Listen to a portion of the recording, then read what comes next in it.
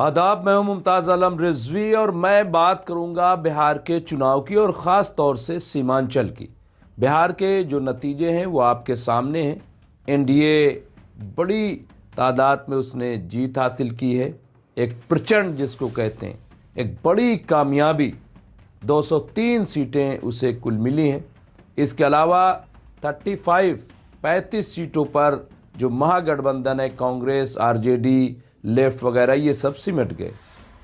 लेकिन सबसे जो चर्चा में इस वक्त है वो सीमांचल की 5 सीटें, जहां से असदुद्दीन ओवैसी की party all India Majlise Ittehadul Muslimeen ने कामयाबी हासिल की है। अब कई हवालों से इस चर्चा में, पहला हवाला ये है कि क्या वाकई एमआईएम को मुसलमानों ने अपनी पार्टी मान करके वोट किया है, क्योंकि पिछली बार भी 5 सीटों पर कामयाब कराया था, इस बार भी 5 सीटों पर कामयाब कराया। पिछली बार जो 5 लोग कामयाब हुए थे उनमें से 4 लोग टूट करके आरजेडी में चले गए थे। इस बार आप देखिए कि ये कहा जा रहा था कि लोग यकीन नहीं करेंगे, इत्मीनान नहीं करेंगे और बदलाव की लहर में वो महागठबंधन को वोट करेंगे, लेकिन ऐसा हुआ नहीं, बल्कि असदुद्दीन ओवैसी पर ही ट्रस्ट किया लोगों ने। इसकी क्या वजह है, वजह क्या है, इस पर हम बाद में बात करेंगे, लेकिन ट्रस्ट किया, यकीन किया। और यही नहीं, कई ऐसी सीटें हैं जहां पे थोड़ी सी और मेहनत होती तो शायद वो भी जीत जाते, जिनमें से एक सीट आदिल हसन की है, वो भी कामयाब हो जाते। लेकिन खैर, अब इस पर जो है सबसे पहले आइए देखते हैं कि खुद एमआईएम के चीफ असदुद्दीन ओवैसी ने क्या कहा। उन्होंने तमाम बिहार के लोगों का, ख़ास तौर से सीमांचल के लोगों का शुक्रिया अदा किया। उन 5 लोगों का बाकायदा नाम लेकर के, फेस दिखा करके उन्होंने वो शुक्रिया अदा किया है और मुबारकबाद पेश की है। और इसके साथ साथ असदुद्दीन ओवैसी ने नीतीश कुमार की लीडरशिप को मुबारकबाद पेश की है और उम्मीद जाहिर की है कि आने वाले दिनों में वो सीमांचल पर भी तवज्जो देंगे, सीमांचल को भी तरक्की याफ्ता बनाएंगे। और उन्होंने कहा है कि हम उनका पूरा ताउन करेंगे और बिहार और सीमांचल के लिए उनकी पार्टी आवाज़ उठाती रहेगी। तो सबसे पहले सुनिए कि असदुद्दीन ओवैसी ने क्या कहा।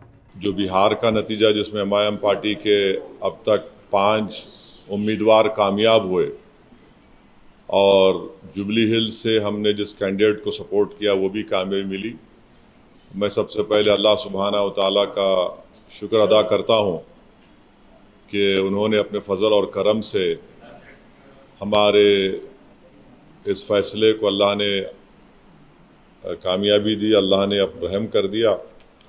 मैं बिहार की आवाम का भी शुक्रगुजार हूँ कि उन्होंने एमआईएम पार्टी के तमाम कैंडिडेट्स को उन्होंने वोट दिया, अपनी मोहब्बतों से नवाजा। मैं शुक्रगुजार हूँ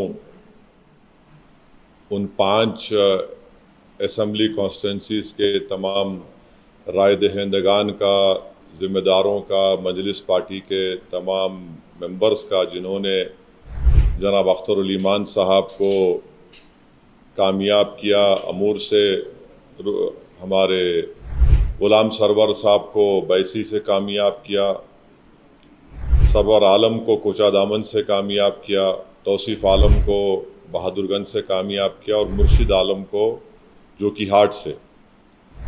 और मैं साथ ही साथ शुक्रिया अदा करना चाहूँगा हमारे बिहार रियासत के सदर जनाब अख्तर उल ईमान साहब का, आफ्ताब साहब का, आदिल हसन साहब का और तमाम वहाँ के मजलिस के ज़िम्मेदारों का, कि उनकी बड़ी मेहनत, कोशिशें रहीं कि हम इस 5 सीट पर कामयाबी हासिल कर पाए। तो ये जो असदुद्दीन ओवैसी का बयान खुद का जारी किया हुआ है वो ये है जो तमाम चल रहा है। अब जब वो रिएक्शन दे रहे हैं तमाम टीवी चैनलों पे, तो उसमें जाहिर सी बात है कि जब उनसे सवालात किए जा रहे हैं तो वो उसका जवाब दे रहे हैं।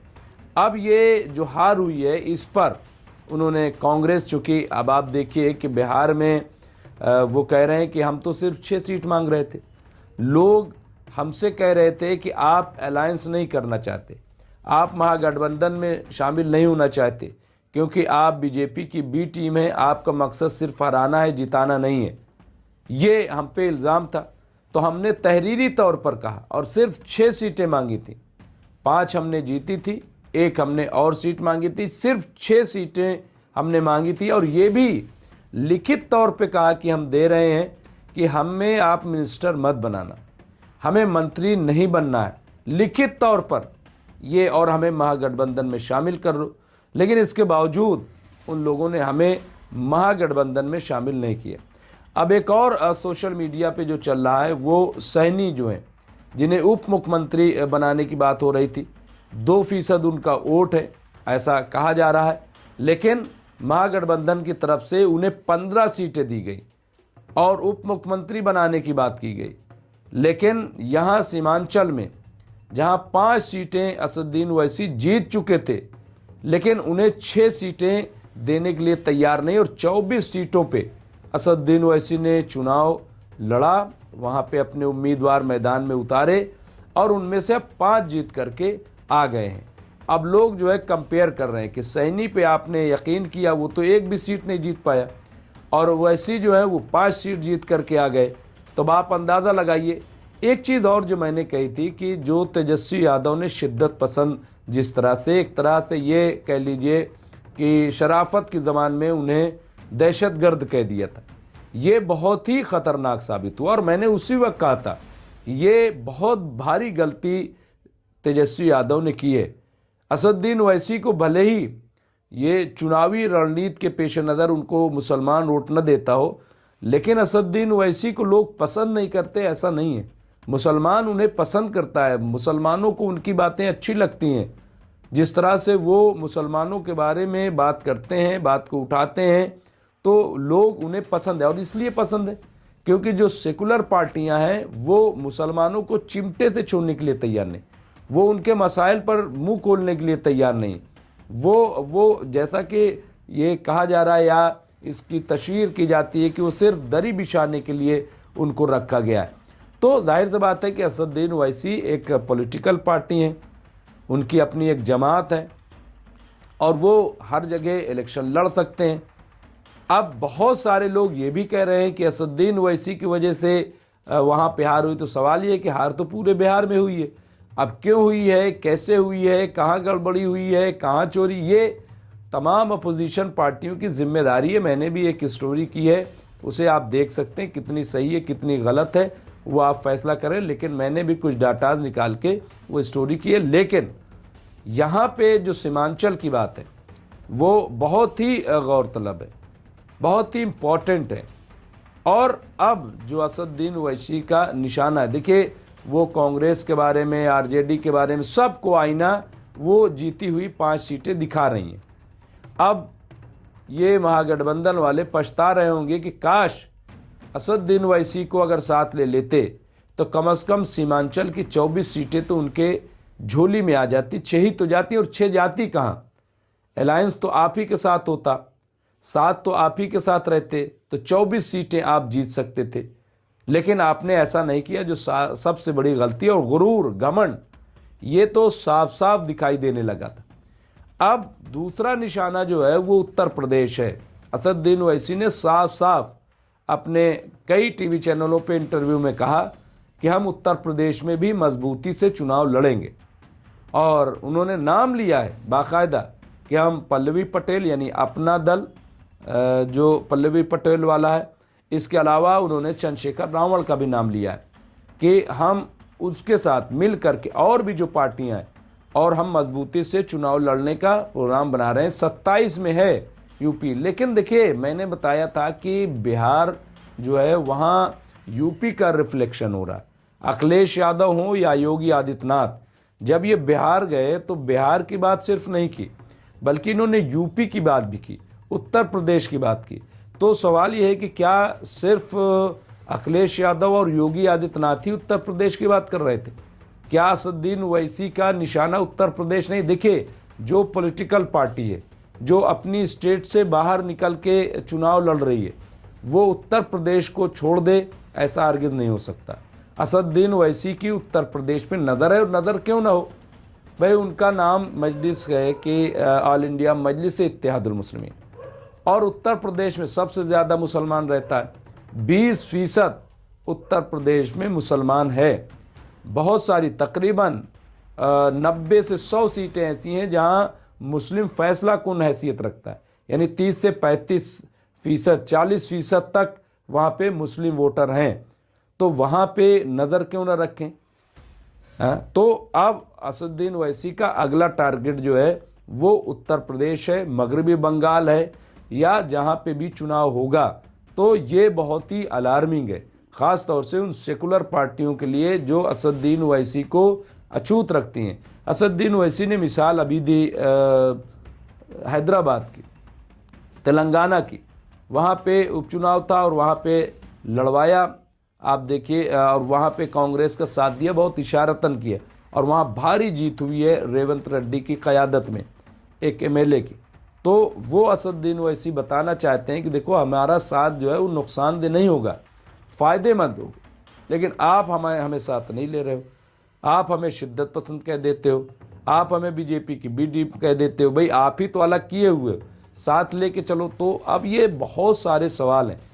जहाँ तक कांग्रेस है या समाजवादी पार्टी, इनको डर किस बात का? इनको डर ये है कि अगर इन्हें साथ ले लेंगे तो जो मुस्लिम वोटर है उस पर जो हमारी लीडरशिप का कब्ज़ा है या जो हमारे कहने पे चलते हैं, वो फिर कहीं ऐसा ना हो कि असदुद्दीन ओवैसी के या मुस्लिम लीडरशिप के कहने पे चलने लगे।